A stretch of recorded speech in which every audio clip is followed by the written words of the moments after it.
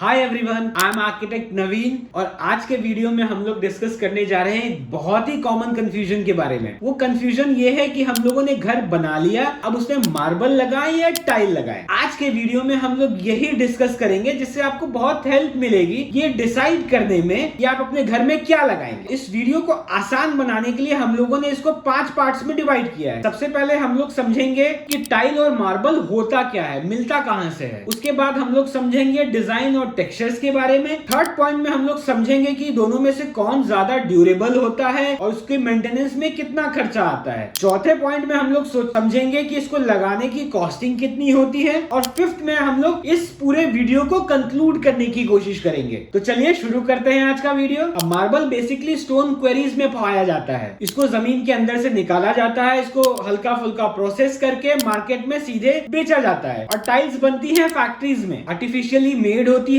और कंपनी और मटेरियल के हिसाब से इसकी क्वालिटी डिफर करती है। तो अगर आपको नेचुरल चीजों से प्यार है तो आपको मार्बल ऑप्ट करना चाहिए। अगर आप मैनमेड चीजें देख रहे हैं, डिजाइन में ऑप्शंस देख रहे हैं, तो टाइल्स जो है वो ऑप्ट करना चाहिए। अब जैसे मुझे नेचुरल चीजें बहुत पसंद है, तो मैं जब भी अपने घर में सिलेक्शन की बात आएगी तो मैं हमेशा मार्बल ही ऑप्ट करूंगा। लेकिन ये इंडिविजुअल प्रेफरेंस पे डिपेंड करता है। अब आती है डिजाइन और टेक्सचर की बात। अब डिजाइन और टेक्सचर की बात करें तो दोनों में ही बहुत सारे डिजाइन अवेलेबल हैं। आप जिस तरीके का डिजाइन खोज रहे हैं उस तरीके का जो है वो डिजाइन आपको मिल जाएगा। मार्बल में हो सकता है कि ढूंढना थोड़ा सा मुश्किल हो, क्योंकि सारे शॉपकीपर्स के पास अलग अलग क्वेरी से मटेरियल आता है, अलग अलग डिजाइन, अलग अलग लॉट का मटेरियल होता है, लेकिन मिल जाएगा। उसमें भी बहुत सारे, मार्बल में भी बहुत सारे डिजाइन ऑप्शंस अवेलेबल हैं। इसी तरीके से टाइल्स में भी बहुत सारे डिजाइन ऑप्शंस अवेलेबल हैं। अब इसमें आपको एक बात का ध्यान रखना है कि अगर आप मार्बल ऑप्ट कर रहे हैं तो आपके पास अपने पूरे घर की क्वांटिटी पहले से पता होनी चाहिए। ऐसा ना हो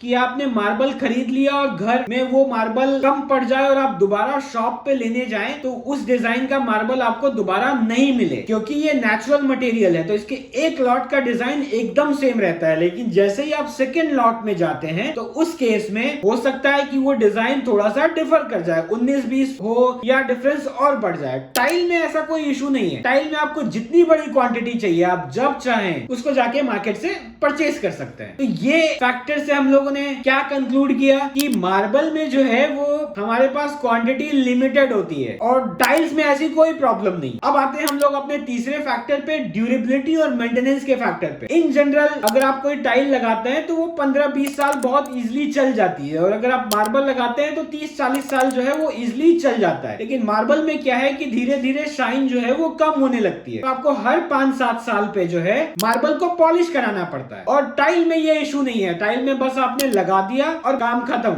लेकिन ये मार्बल को एक तरीके से बेटर भी करता है कि जब आपको लगने लगे कि आपके मार्बल का शाइन कम हो रहा है तो उस केस में आप मार्बल को पॉलिश करवा के फिर से चमकदार बना सकते हैं। लेकिन ये ऑप्शन आपको टाइल में नहीं मिलता है। अगर आपके टाइल का शाइन कम होता है तो उस केस में आपको टाइल दोबारा से ही लगानी पड़ेगी। इसलिए आपने देखा होगा कि कॉमर्शियल स्पेसेस में मार्बल बहुत कम जगह पाया जाता है और टाइल बहुत जगह पाया जाता है, क्योंकि टाइल इंस्टेंट शाइन देता है। मार्बल आपको उतना शाइन नहीं दे पाएगा जितना आपको टाइल देता है। लेकिन लॉन्ग रन में अगर मार्बल में कोई टूट फूट होती है, सपोज कहीं क्रैक पड़ गया, तो आपको ग्राउटिंग के थ्रू जो है वो उसको ठीक करवा सकते हैं, एकदम नया जैसा हो जाएगा। लेकिन अगर आपके टाइल में क्रैक पड़ता है तो उस केस में आपको टाइल को रिप्लेस ही करना पड़ेगा। अब ड्यूरेबिलिटी और मेंटेनेंस के फैक्टर के हिसाब से मेरे पास आपके लिए एक टिप है कि अगर आप टाइल के लिए जा रहे हैं तो कोई उटपटांग डिजाइन सेलेक्ट नहीं करें, क्योंकि होता क्या है कि कोई उटपटांग डिजाइन अगर है और आज से 10 साल बाद आपकी टाइल टूटी तो आपको वो डिजाइन मार्केट में अवेलेबल नहीं होगी। उस केस में आपको पूरे रूम का फ्लोरिंग जो है वो चेंज करना पड़ेगा। तो ड्यूरेबिलिटी और मेंटेनेंस वाले फैक्टर से हम लोगों ने क्या सीखा?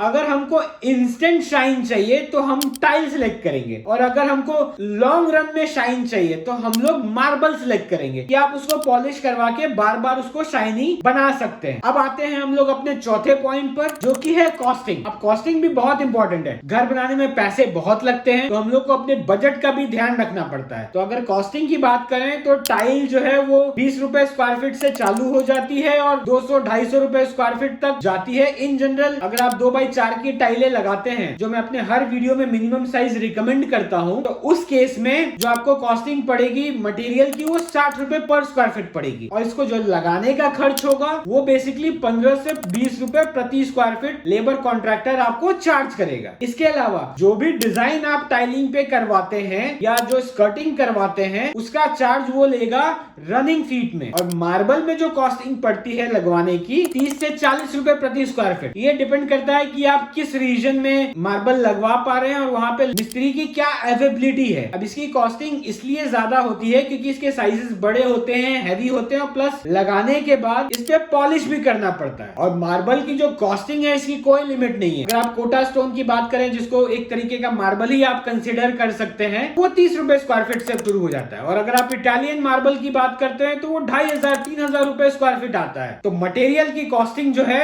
ये वेरी करती है आपकी 20 रुपए स्क्वायर फीट, 30 रुपए स्क्वायर फीट से 3000 रुपए स्क्वायर फीट। तो जो भी बजट है आपका उसके हिसाब से आप इन दोनों मटेरियल को सिलेक्ट करें। अगर कॉस्टिंग को हम लोग कंक्लूड करते हैं तो टाइल लगाना कंपैरेटिवली मार्बल से थोड़ा सस्ता पड़ता है। कॉस्ट अगर फैक्टर है तो आप टाइल की तरफ जाए। तो चलिए अब हम लोग पहुंच गए हैं अपने वीडियो के लास्ट पार्ट पे, जो की है कंक्लूजन। टाइल और मार्बल में से अगर आपको सिलेक्ट करना है तो अगर आपको नेचर पसंद है, नेचुरल चीजें पसंद है, तो आप सिलेक्ट कर सकते हैं मार्बल को। अगर आपको मैन मेड चीजें पसंद है तो आप सिलेक्ट कर सकते हैं टाइल्स। अगर डिजाइन और टेक्सचर की बात करें तो दोनों में ही जो है वो बहुत सारे डिजाइन और बहुत सारे टेक्सचर्स जो है वो अवेलेबल है। इसमें आप दोनों को इक्वल पॉइंट्स दे सकते हैं। ड्यूरेबिलिटी और मेंटेनेंस की बात करें तो मार्बल जो है वो ज्यादा ड्यूरेबल है और उसमें मेंटेनेंस बहुत ही कम आता है। कंपैरेटिवली टाइल्स उतना ड्यूरेबल नहीं है और मेंटेनेंस का खर्च तो उसमें वैसे भी नहीं है। लेकिन आप इसको ऐसे कंसीडर करिए कि अगर उसकी शाइन जाती है तो आपको नया ही लगाना पड़ेगा, अगर उसकी टाइल टूटती है तो आपको नया ही लगाना पड़ेगा। इस केस में मार्बल हमारे लिए ज्यादा प्रेफरेबल है। अब आते हैं कॉस्टिंग की बात। तो कॉस्टिंग में मोर और लेस अगर आप प्राइसिंग की बात करिएगा तो जैसी आपकी पसंद है या जैसा आपका बजट है, दोनों का मटेरियल आप सेम बजट में खरीद सकते हैं। लेकिन अगर आप इंस्टॉलेशन की बात करें तो टाइल आपको कंपैरेटिवली कम खर्चे में लगा दी जाती है और उसके लिए जितनी स्किल्ड लेबर मार्बल लगाने के लिए चाहिए उतने स्किल्ड लेवल टाइल लगाने में जरूरत नहीं पड़ती है। मार्बल में रेशे भी मिलाने पड़ते हैं, टाइल में ऐसा कोई फैक्टर नहीं है। सीधे आपने जो है वो बेस ले किया और उसके ऊपर टाइल जो है वो आप लगाते चले जाते हैं। तो ये कुछ फैक्टर्स हुए